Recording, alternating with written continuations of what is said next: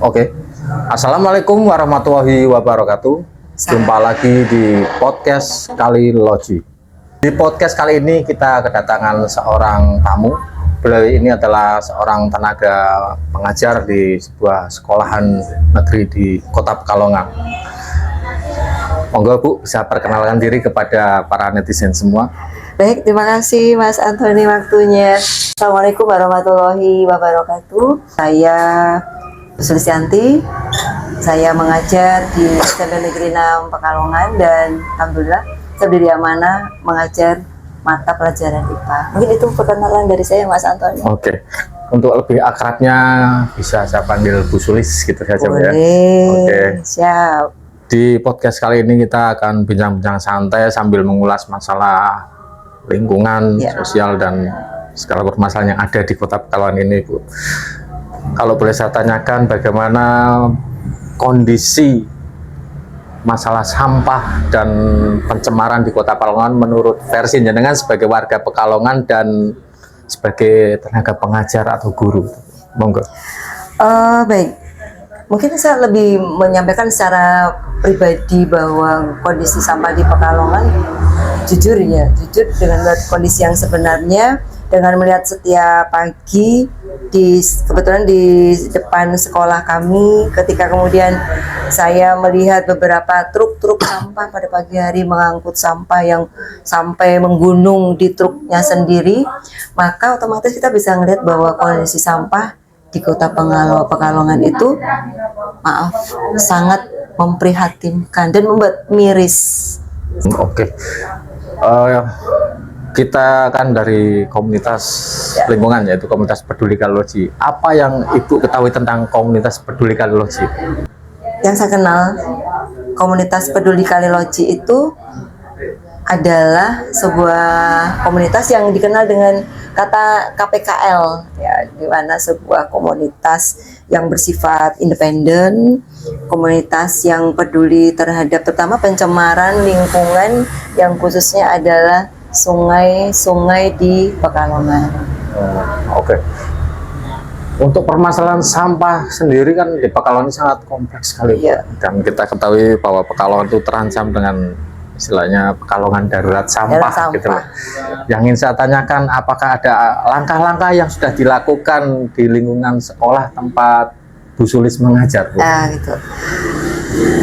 Kami di sekolahan membuat sebuah satgas sekolah yang kita namakan Laskar Kalpataru.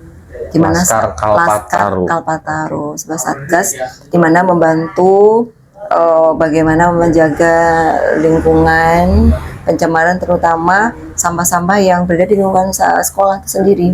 Dalam arti bahwa kita mengupayakan satgas tersebut bertugas mengawal bagaimana sampah-sampah di sekolah itu kemudian ditempatkan di tempat yang semestinya, di tempat sampah, dan upaya-upaya mengurangi sampah plastik itu sendiri, meskipun maaf ya, itu kan masih dalam proses, artinya dalam perjalanannya ya kami terus berproses gitu, belum pasti mengatakan bahwa kita sudah berhasil, belum, kita masih dalam proses. Oke, kalau boleh saya tahu siapa saja itu Laskar Kalpataru? Apakah terdiri dari murid saja atau dari tenaga-tenaga yang lain? Kebetulan Laskar Kalpataru ini adalah kita membentuk satgas sekolah yang terdiri dari anak-anak yang mereka merupakan perwakilan setiap kelas. Kemudian kita bina, kita dampingi, kemudian itu juga bisa dalam sebuah bentuk kokurikuler, artinya bisa jadi pengawalan di bawah naungan kesiswaan yang kemudian terdiri dari perwakilan-perwakilan kelas yang mengawal ke masing-masing kelas itu terhadap teman-temannya. Artinya bagaimana sebuah sebuah ajakan bagaimana mengurangi sampah itu yang semestinya, dengan salah satu cara yang dilakukan adalah mengidentifikasi teman-teman yang membuang sampah sembarangan, kemudian melaporkan kepada pendamping, dan pendampingnya adalah Jadi beberapa guru yang dalam ini memang dipilih yang dalam konteksnya adalah memang diberi tugas yang di bagian lingkungan.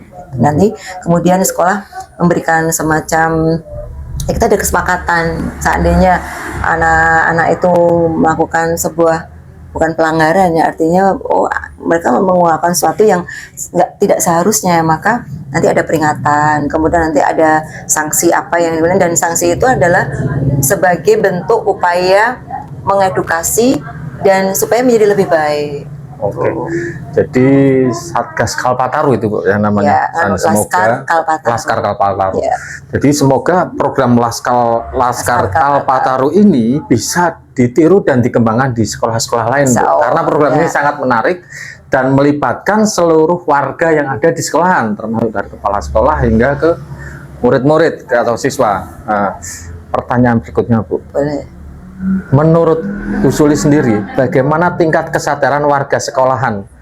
Begitu juga dengan pelaku usaha yang ada di sekolahan. Kita tahu kan di sekolah itu kan ada kantin atau kafe gitu. Monggo.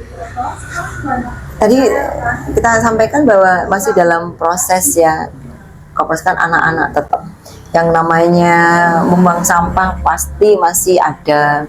Kita mengupayakannya adalah memberikan ajakan mereka jangan membuang sampah sembarangan, otomatis memberikan fasilitas tempat-tempat sampah.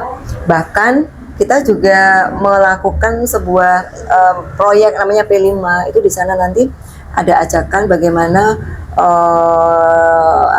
lebih bagaimana mencintai lingkungan dengan cara mengurangi sampah-sampahnya, dan mereka kemudian belajar menyampaikan juga pada orang tua supaya kalau membuang sampah ya di tempatnya dan sebagainya. Nah, untuk pelaku usaha sendiri kan memang di teman kami ada kantin, ada toko sekolah.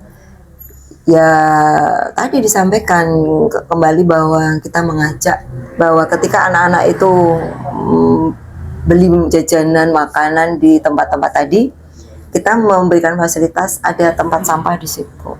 Setidaknya mereka juga membantu untuk mengingatkan anak-anak jika habis jajan bungkusnya itu dibuang di tempat sampah yang sudah disediakan. Mungkin seperti itu. Yang saya tanyakan lagi, apakah sudah ada bentuk berupa sanksi untuk warga sekolah yang melanggar tentang sampah ini? Sementara ini karena kita lebih ke edukasi ya, edukasi itu kan ajakan. Sanksinya gini, kita pernah melakukan misalnya Satgas tadi kan ada piket-piket itu. Mungkin di saat istirahat mereka ada semacam menjadi mata-mata. Ketika ada teman itu membuang sampah sembarangan, nah itu difoto, dilaporkan, kemudian yang bersangkutan yang membuang sampah itu tadi dia harus bisa mencari mereka-mereka yang membuang sampah sembarangan, sehingga kita akan mengakumulasi bahwa setiap harinya ada berapa anak yang membuang sampah sembarangan. Nah setelah itu kita beri bukan sanksi sebenarnya sih, edukasi, kita beri peringatan, kita beri gimana sih yang sebaiknya, sampai kemudian insya Allah mereka berkurang akhirnya. Jadi bukan sanksi lebih ya, artinya kita mengedukasi, mengingatkan gitu aja. Oke. Berikutnya Bu, yang kita ketahui ini Bu Sulis ini juga salah satu tokoh aktivis lingkungan juga. Yang saya tanyakan, menurut sudut pandang Bu Sulis sendiri, apa dampak yang akan terjadi atas pencemaran sungai di Pekalongan ini, Bu Sulis? Karena kita ketahui sendiri kan bahwa sungai-sungai di Pekalongan ini sudah sangat tercemar sekali, khususnya Kali Loji. Warnanya sudah hitam, banyak ending kondok dan sampah. Gitu, Bu. Menurut jenengan, apa dampak yang akan terjadi atas pencemaran ini, Bu? Yang jelas, kalau kita bicara sampah sudah menggunung, kemudian mengalir di sungai, pasti akan terjadi sumbatan. Nah, ketika sesuatu itu tersumbat, pasti ada yang naik kan. Sungai itu akan sendiri naik, sehingga yang tadinya sampah-sampah itu tersebar di sungai-sungai menghambat jalannya air untuk mengalir, dia kemudian meluap ke permukaan, ya otomatis akan terjadi mempercepat banjir, yang artinya air itu mengalir ke sungai, dia meluap ke permukaan, baik itu di pemukiman, baik itu di jalanan. Tentu saja kalau jadi banjir di fasilitas umum, ya tentu saja akan menghambat mobilitas, pergerakan ekonomi baik sosial dan ya kita sendiri rugi. Oke. Pertanyaan berikutnya, Bu. Menurut opini Bu Suli sendiri atau pandangan pribadi, seberapa seriuskah pemerintah saat ini mengatasi permasalahan sampah dan limbah? Menurut opini panjenengan sendiri? Kita pribadi nih ya, maaf. Sebenarnya maaf. Kita tidak menutup kemungkinan dengan adanya kebetulan kami adalah sekolah adiwiyata, sehingga kita sering koordinasi dengan DLH yang dalam ini dari dinas sebuah instansi yang dari pemerintah itu memang berwenang menangani tentang lingkungan, dan kebetulan kami ya tadi saling bertukar pikiran sebagai salah satu sekolah yang ditunjuk sebagai sekolah adiwiyata, melihat bahwa sebenarnya sudah ada dari beliaunya sejak ini dalam DLH sendiri memberikan ada peraturannya, ada ajakannya, baik kemudian semacam misalnya gini, IPAL udah ada, TPS 2S juga udah ada. Sebenarnya sudah berusaha, cuman memang barangkali karena memang kita masyarakat terlalu banyak, sementara mungkin dari pihak pemerintah terbatas personilnya, sehingga mungkin belum maksimal. Bukan berarti tidak pernah sama sekali, belum maksimal, bukan berarti tidak sama sekali. Artinya gini, sudah melakukan sesuatu hal yang, tetapi karena ada batas-batas tertentu yang di luar jangkauan dari dinas itu sendiri. Ya, jadi ya sebenarnya secara pribadi ya sudah melakukan yang seharusnya beliaunya, hanya ada hal-hal tadi saya sampaikan belum tersentuh seluruhnya kepada masyarakat, kesadaran masyarakat di dalam hal ini adalah tentang sampahnya sendiri. Oh, berarti menurut panjenengan itu kan pemerintah sudah serius, tetapi ya sudah serius. Menurut saya pandangan saya sih sudah serius, tapi masih terkendala dengan keterbatasan mungkin dari armada, personel, atau apa. Karena yang saya dengar karena untuk di TPA sendiri itu cuma ada satu ekskavator yang berfungsi. Itu kan sangat miris sekali kan Bu ya. Misalkan kok ekskavator itu rusak, mungkin akan terjadi timbunan sampah gitu. Dan juga adanya keterbatasan armada pengangkut gitu. Untuk yang terakhir kali Bu, ini kita boleh saya tanyakan adalah tentang harapan panjenengan sebagai warga Pekalongan. Apa harapan Anda untuk kota Pekalongan kita tercinta ini?